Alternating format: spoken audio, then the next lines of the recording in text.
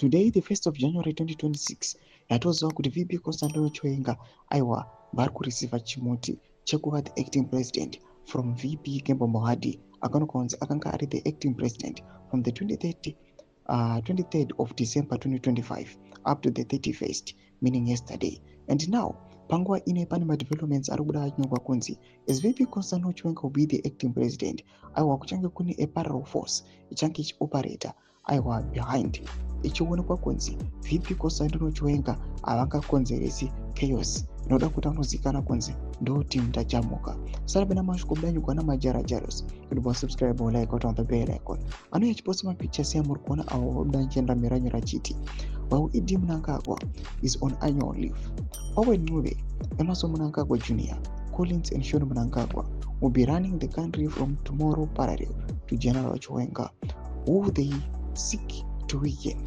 Mohadi, who is just as good as Mumu Nigerian language, will take over again after Thomas Kwantogana Majara Jaros. Anoendera mberi Majara Jaros in his comment section again achikomenda nyora achiti exactly the same way they run ZANU-PF parallel structures, with some meetings now being held at Pre-Cape Farm with the selected groups. Pre-Cape is become a parallel ZANU-PF headquarters, which is manned by outlaws, a cabal from the Midlands.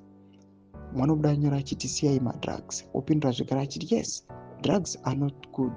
They have destroyed lives, mainly the young ones, which is very sad.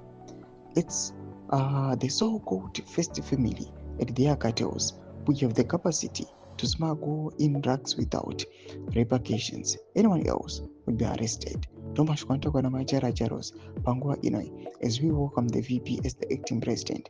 Bena comment section meduza funguro enyi matukudipa mzuri pechitiko ichi. So subscribe or like, catch it on the bell icon.